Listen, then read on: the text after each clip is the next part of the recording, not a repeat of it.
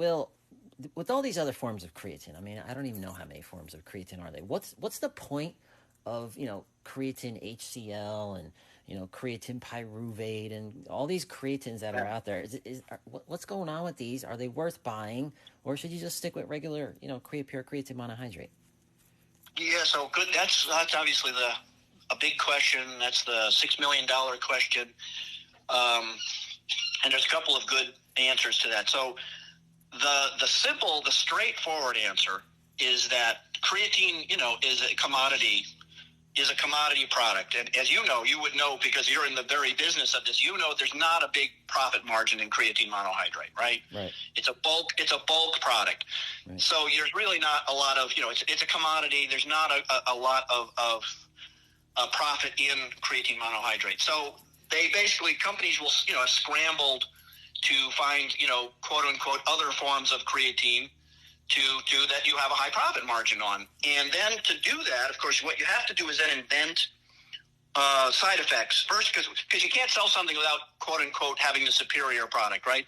So first you've got to like convince people that creatine has this product, like no bloat, the buffered creatine, no bloat formula. Well, when the did creatine bloat you? It doesn't. Right. I mean, it doesn't. It may cause a little intracellular water, but it doesn't cause edema or anything like that. So first, how do you get people to not buy creatine? You invent side effects. You then pretend you've got the answer to this, right? And then you sell it at a very high markup. I tend to divide them into sort of two categories, which is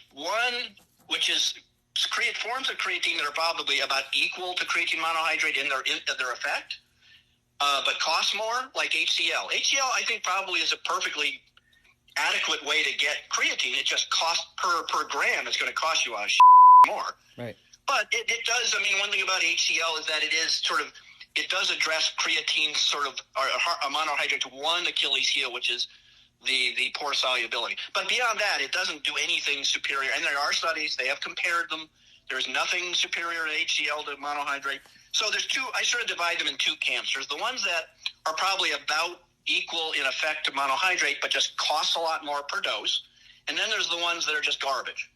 Like, most liquid creatines, again, creatine is just not stable in liquid. So any, liquid creatine is going to have converted to creatinine pretty rapidly. Buffered creatine, if you look at buffered creatine, it's just monohydrate and soda ash. That's it. Right. And there's been studies that compared it to monohydrate. It is not superior to monohydrate. Monohydrate, basically, we have multiple studies that monohydrate causes a basic 100% saturation of tissues, right? So that's it. I mean, you can't go, you're going to saturate tissues fully with monohydrate. You're not going to get any higher with anything else. And every time, the way the companies do this, like I say, they come up with a bunch of list of side effects of monohydrate that basically don't exist. They pretend to cure it with their magic formula. And then when somebody goes and does an actual head-to-head study, because they have done buffered versus creatine, they've done liquid versus, it doesn't show any benefit. And then the sales fall off, and they, just kind of rejigger the trick, the scam, Mm-hmm. But yeah, 98% of all the data showing benefit of creatine is with monohydrate. The other 1% to 2% is when they compare it with creatine monohydrate, invariably shows that it is inferior.